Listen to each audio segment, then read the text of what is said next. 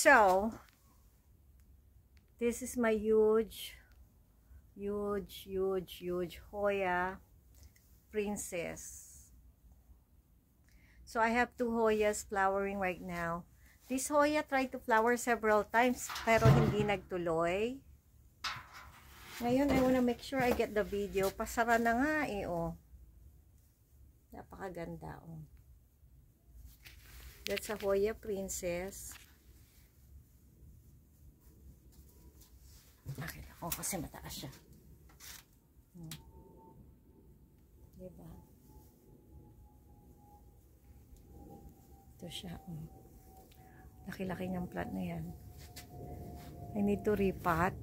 Hindi ko pa siya nire-repot. Naka 6 inch siya. I'll move it to an 8 inch pot. After siguro niya mag-flower. Makikita niyo yung mga hoya ko. Dalawa ang hoya kong namumulaklak ngayon. Yung splash, marami pang buko. Pero nakabuko ngayon ay ang Hoya Princess.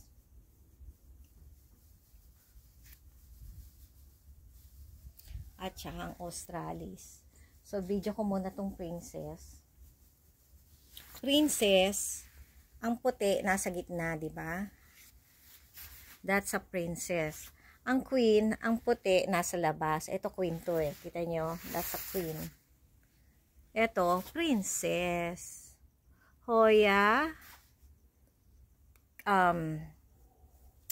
Hoya Princess. Crimson Princess ang tawag.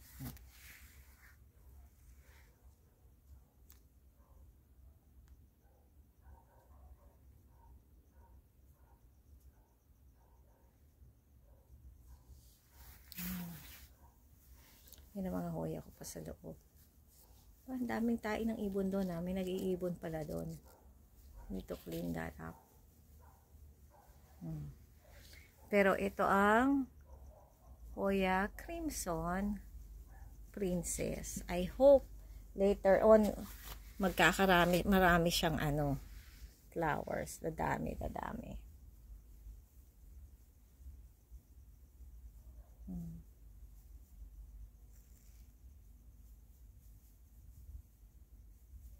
So, napakaganda niya.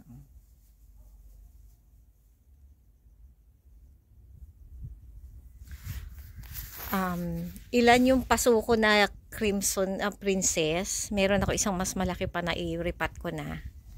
Pero ito hindi ko ginalaw kasi nga may flower.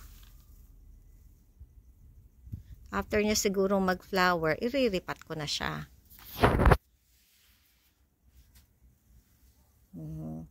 Yung ibang part niya nagre-revert. It's like reverting, you know. Ang napansin ko, pag yung Hoya variegated, either Princess or Queen, mas gusto nila ang light exposure.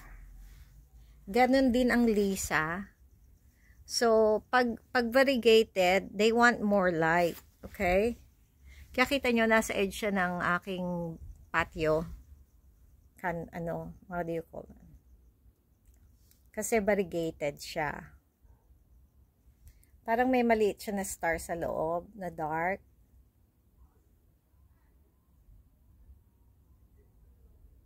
Ang ganda niya, no? So, I'm hoping, marami ako niripat na Princess at saka Queen. So, next year siguro marami tayong flowering na Princess and Queen. Susunod ko na maipapakita sa inyo maya ay ang aking Hoya Australis. Pero ngayon, nasa Princess muna tayo. So, ang ganda ng, usually, yung iba, dahon lang, masaya na sila eh. Alam yon? Because kahit leaves lang, maganda na yung Hoya. You know?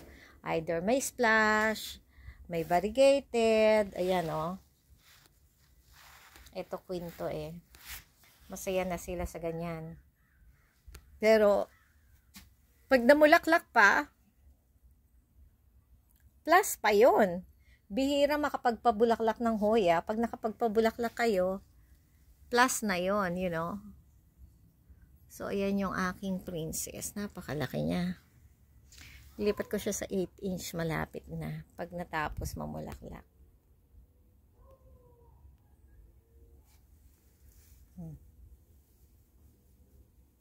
Diba? Ang amoy niya, very faint na amoy. Hindi siya masangsang. Actually, namulaklak na to. Nag-start na siyang bumuka. Papunta pa lang kami ng Vegas. So, more than 1 week na to. Magto 2 weeks na. Kagandahan sa Hoya, pag namulaklak sila, matagalan ng bulaklak. Hindi basta-basta nawawala. You know? Maganda siyang mamulaklak. Matagal. So, yan. Oh, ang ganda niya, oh. Yan ang leaves niya, oh. That's a Hoya Crimson Princess.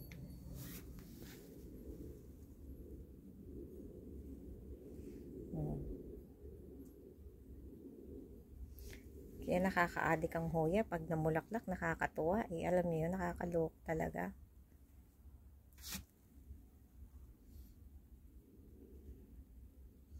Diba ang ganda-ganda niya? So, ang Hoya, once every week, kung dinidilig, or once every, ngayon mga 8 or 9 days, kasi malamig naman.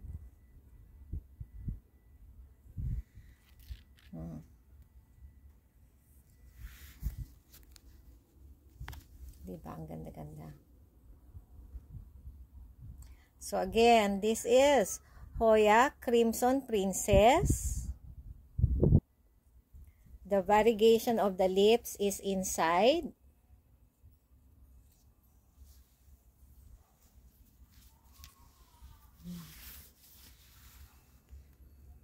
Again, please like and subscribe on my YouTube channel, Ivy Bingka, and Ivy Villanueva, and Ivy's Adventures YouTube channel, and my Facebook, Ivy Villanueva personal Facebook, and my Facebook page, AI Realty.